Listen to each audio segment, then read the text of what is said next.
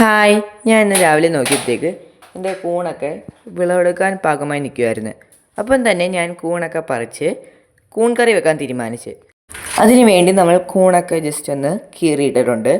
അതിന് പിന്നെ സവാള, തക്കാളി, കറിവേപ്പില, ഇഞ്ചി, വെളുത്തുള്ളി, പച്ചമുളക് ഇതെല്ലാം ഒരു പാത്രത്തിലേക്ക് ഇട്ടിട്ട് ഇഞ്ചിയും പച്ചമുളകും നമ്മൾ ജസ്റ്റ് ചതച്ച് കൊടുക്കുകയാണ്. പിന്നെ നമ്മൾ അടുപ്പയിലൊരു പാത്രമൊക്കെ വെച്ചിട്ട് ഓയിൽ ഒഴിച്ച് കൊടുക്കണം.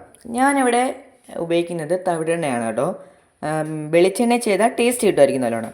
അതിനുശേഷം ഒരു സ്പൂൺ കടുകൊക്കെ ഇട്ട് കടുക് പൊട്ടി വരുമ്പോഴത്തേക്ക് സവാളയെ ഇട്ട് കൊടുക്കണം.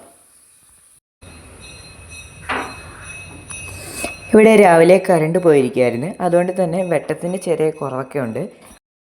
സവാളയൊക്കെ നല്ലോണം ഇളക്കി ഒരു ഗോൾഡൻ കളറൊക്കെ ആകുമ്പോഴത്തേക്ക് നമ്മൾ അരിഞ്ഞു വെച്ചേക്കുന്ന തക്കാളി, കറിവേപ്പില, പച്ചമുളക്, പിന്നെ ഇഞ്ചി പേസ്റ്റ് ഇതെല്ലാം നമ്മൾ ചേർത്ത് കൊടുത്തിട്ട് നല്ലോണം ഇളക്കി കൊടുക്കുക.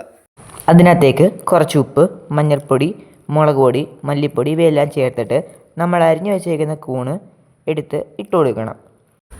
അതിനുശേഷം നല്ലോണം ഇളക്കിയിട്ട് ഒരു 10-15 മിനിറ്റ് മീഡിയം ഫ്ലെയിമിലിട്ട് വേവിക്കണം.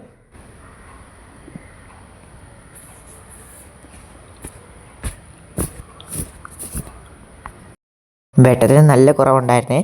അതിനുശേഷം ഒന്ന് വെന്ത് വരുമ്പോഴത്തേക്കും നമ്മൾ കുറച്ച് മസാലയൊക്കെ ചേർത്ത് നല്ലോണം ഇളക്കി കൊടുക്കണം.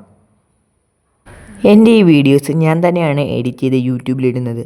അതുകൊണ്ട് തന്നെ ഒരുപാട് തെറ്റുകളുണ്ടെന്ന് എനിക്കും അറിയാം. പക്ഷേ ആ തെറ്റുകളെല്ലാം മനസ്സിലാക്കി എന്നെ മുമ്പോട്ട് പോകാൻ സഹായിക്കുന്ന എൻ്റെ എല്ലാ സബ്സ്ക്രൈബേഴ്സിനും 1000 നന്ദി. ഇനി നമ്മുടെ കൂൺ കറിയിലേക്ക് വരാം.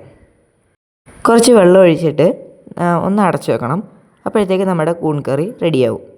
ഇന്ന് എൻ്റെ വീട്ടിൽ ബ്രേക്ക്ഫാസ്റ്റിൽ ഞാൻ ഉണ്ടാക്കിയ കൂൺ കറിയും ചപ്പാത്തിയാണ്. ചപ്പാത്തിയുടെ കൂടെ ചിപ്പിക്കൂൺ കഴിക്കാൻ നല്ല ടേസ്റ്റാണ് കേട്ടോ. അപ്പം എല്ലാവരും ട്രൈ ചെയ്ത് നോക്കണം. അപ്പം അടുത്ത വീഡിയോ ആയിട്ട് വീണ്ടും കാണാം. ബൈ.